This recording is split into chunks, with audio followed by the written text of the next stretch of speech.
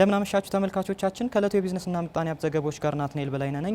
በቅድሚያም ከኢትዮጵያ ንግድ ባንክ ያገኘናቸውን የውጭ ሀገራት የገንዘብ ምንዛሬ ተመን፣ ከብሔራዊ ባንክ ያገኘነውን የወርቅ ዋጋ ተመን እንዲሁም የዕለቱን የነዳጅ ዋጋ ተከታትለን እንመለስ።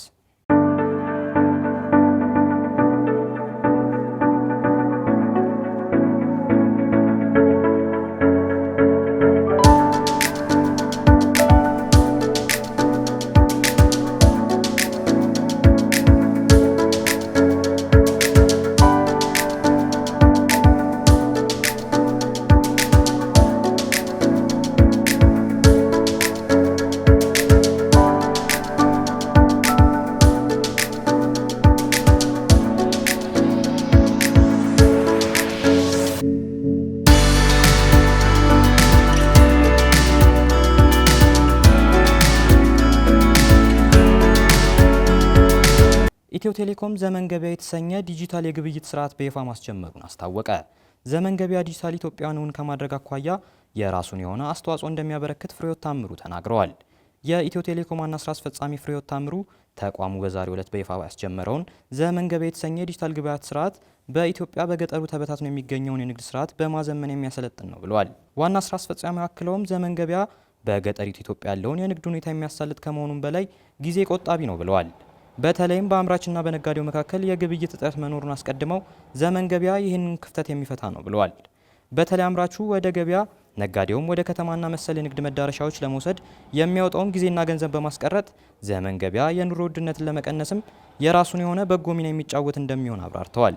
ኢትዮ ቴሌኮም መሰል የግብይት ስርዓቱን ለማስጀመር የተነሳሳበትን አበይ ነጥብ የጠቀሱት ስራ አስፈጻሚዋ ዘመን ገበያ የተሰኘው የዲጂታል የግብይት ስርዓት የነጋዴውንና የአምራቹን ፍላጎት ለማርካትና ጊዜና ገንዘብን ለመቆጠብ የሚለው ተጠቃሽ ነው።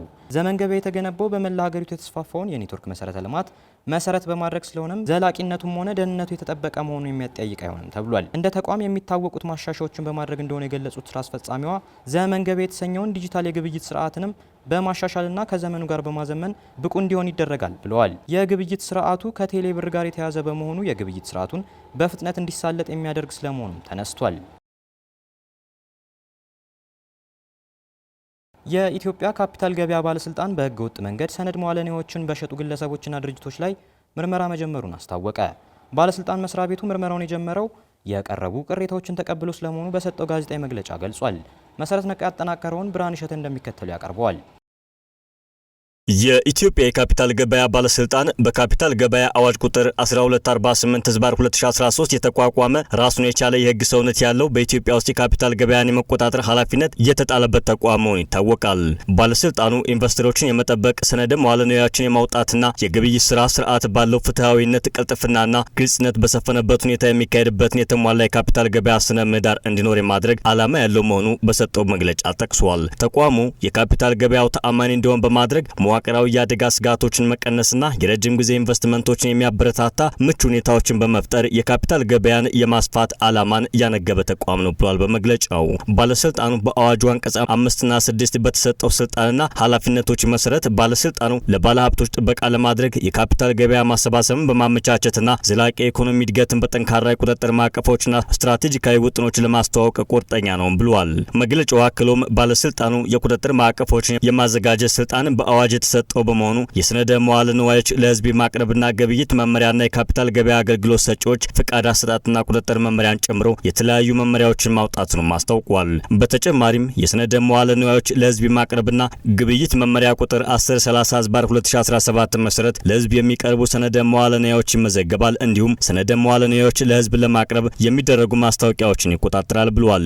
በመመሪያ ቁጥር 1030/2017 በተቀመጡት የሰነደ መዋዕለ ንዋዮች ምዝገባ መስፈርቶች ሰነዶችን ለህዝብ ለማቅረብ የሚፈልግ አውጪ በመመሪያው አንቀጽ 5 መሰረት ከምዝገባ ነጻ ካልሆነ በስተቀር የምዝገባ ማመልከቻ ማቅረብና የባለስልጣኑ ማረጋገጫ ማግኘት ይኖርበታል ባይ ነው። በዚሁ መመሪያ አንቀጽ 53 ላይ እንደተገለጸው ሰነደ መዋዕለ ንዋዮች ለህዝብ ለማቅረብ የሚደረግ ማስታወቂያ ከባለስልጣኑ እውቅና ውጭ ለህዝብ ሊቀርብ እንደማይችልም ተደንግጓል። በመግለጫው ለካፒታል ገበያ አገልግሎት ሰጪዎች ፍቃድ መስጠትን በተመለከተ የኢትዮጵያ ካፒታል ገበያ ባለስልጣን የፍቃድ ማመልከቻውን መገምገም ከመጀመሩ በፊት እነዚህ አካላት በመጀመሪያ መጀመሪያ መደበኛውን የኩባንያውን የምዝገባ ሂደት ማጠናቀቅ እንዳለባቸውም ተመላክቷል። ባለስልጣን መስሪያ ቤቱ ባወጣው መግለጫ አክሎም የኢትዮጵያ ካፒታል ገበያ ባለስልጣን የምርመራና አፈጻጸም የስራ ክፍል ያለው ሲሆን የስራ ክፍሉም የካፒታል ገበያ የህግ ጥሰቶች ሲኖሩ ምርመራ እንደሚያካሂድ አስገንዝበዋል። ባለስልጣኑ በአሁኑ ወቅት በተለያዩ በህገወጥ መንገድ ሰነደ መዋዕለ ንዋዮችን ለህዝብ ሽያጭ በማቅረብ ገንዘብ ሲያሰባስቡ በነበሩ ግለሰቦችና ድርጅቶች ላይ የቀረቡ ቅሬታዎችን ተቀብሎ ምርመራ እያደረገ ይገኛል ብለዋል። ተቋሙ በመግለጫው ምርመራ ከጀመረባቸው ግለሰቦችና ተቋማት መካከል ኤርሚያስ አመልጋና ጄነሲስ ኢንቨስትመንት ሰርቪስ የተባለ ኃላፊነቱ የተወሰነ የግል ማህበር ሆኖ የተመዘገበ ኩባንያ እንደሚገኙበት እወቁልኝ ብለዋል። ምርመራዎች የሚደረጉት በኢፌዴሪ ህገ መንግስት የመሰማት መብት መርህ መሰረት ሲሆን በህገ መንግስቱም ሆነ በሌሎች ህጎች የተሰጡ መብቶችና ጥበቃዎችም በሙሉ ይከበራሉ ብለዋል። መግለጫው የኢትዮጵያ ካፒታል ገበያ ባለስልጣን የምርመራና አፈጻጸም ስራ ክፍል ከማቋቋም በዘለለ ከፍትህ ሚኒስቴር፣ ከንግድና ቀጠናዊ ትስስር ሚኒስቴር፣ የፋይናንስ ደህንነት አገልግሎትና ከፌዴራል ፖሊስ ኮሚሽን ጋር በመሆን የካፒታል ገበያ ህግ ማስከበር የቴክኒክ ግብረ ኃይል እንዲቋቋም በማድረግ በእነዚህ ህግ አስከባሪ አካላት መካከልም የካቲት 1 ቀን 2016 ዓ.ም የመግባቢያ ሰነድ መፈራረሙን አስታውሷል።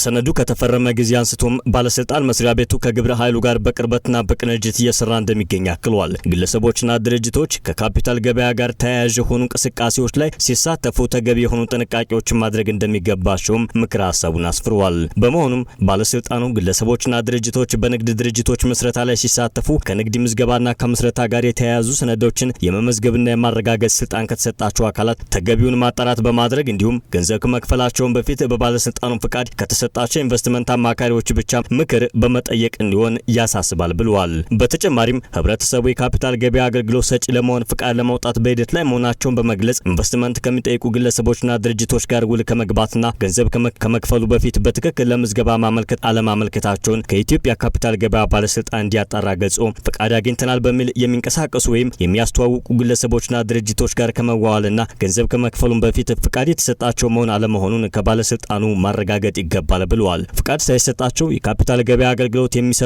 ለመስጠት የሚንቀሳቀሱና በማንኛውም ሚዲያ የሚያስተዋውቁ ግለሰቦችና ድርጅቶች ካሉ ለባለስልጣኑ ጥቆማ መስጠት እንደሚገባ አስቀድሞ እንደዚህ ያሉ ግለሰቦችና ድርጅቶች ላይ ባለስልጣኑ ተገቢውን እርምጃ ይወስዳል ሲል ሚያዝያ 29 ቀን 2017 ዓ.ም ባወጣው መግለጫ ጠቅሷል።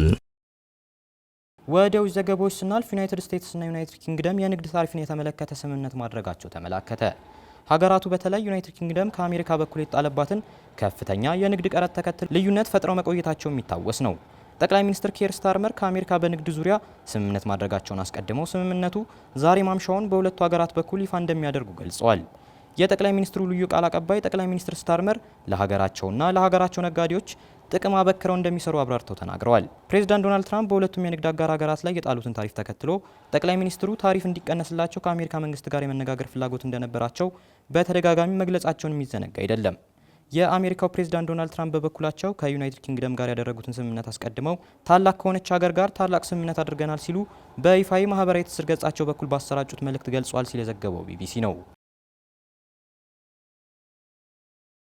የአይፎን ኩባንያ ባለቤት ሚትሱቢሺ የኤሌክትሪክ መኪኖችን የማምረት እቅድ እንዳለው አስታወቀ። የአፕል አምራቹ ፎክስኮን ኩባንያ ለጃፓኑ ግዙፍ የሚትሱቢሺ መኪና አምራች ኩባንያ ሚትሱቢሺ የኤሌክትሪክ ተሽከርካሪዎችን ለማምረት የሰነቀውን እቅዱን ይፋ እንዳደረገ ሮይተርስ ዘግቧል። ዘገባው አክሎም በሁለቱ ግዙፍ የንግድ ኩባንያዎች መካከል የተደረገውን ስምምነት ተከትሎ የፎክስኮን የጋራ ድርጅታቸውን በታይዋን እንደሚገነቡ መናገራቸውን ጠቅሷል። ኩባንያዎቹ አዲሱን የመኪና ሞተር በመጪው ዓመት መጀመሪያ አካባቢ ይፋ እንደሚያደርጉ አስታውቀዋል ብለዋል ዘገባዎች። በሁለቱ ትላልቅ የንግድ ኩባንያዎች መካከል የተደረገው የንግድ ውል እያደገ በመጣው የኤሌክትሪክ ተሽከርካሪዎች ውስጥ ትልቅ የሚባልና የንግድ ፉክክሩን የበለጠ ተወዳጅ የሚያደርግ ይሆናል ተብሏል። እንደ ሚትሱቢሺ መሰል የጃፓን መኪና አምራች ኩባንያዎች በቻይና ባላንጣዎች በተለይም በደቡብ ምስራቅ እስያ፣ በደቡብ አሜሪካና አውሮፓ ባሉ የመኪና ገበያዎች ውስጥ ከፍተኛ የሚባል ተፎካካሪ እንደገጠሟቸው ዘገባው አክሎ ተመልክቶታል። ዘገባው የሞርኒንግ ስታር ነው። ተመልካቾቻችን የዕለቱ የቢዝነስና ምጣኔ ሀብት ዘገባዎች በዚሁ ተጠናቀዋል። ስለተከታተላችሁን አመሰገንን።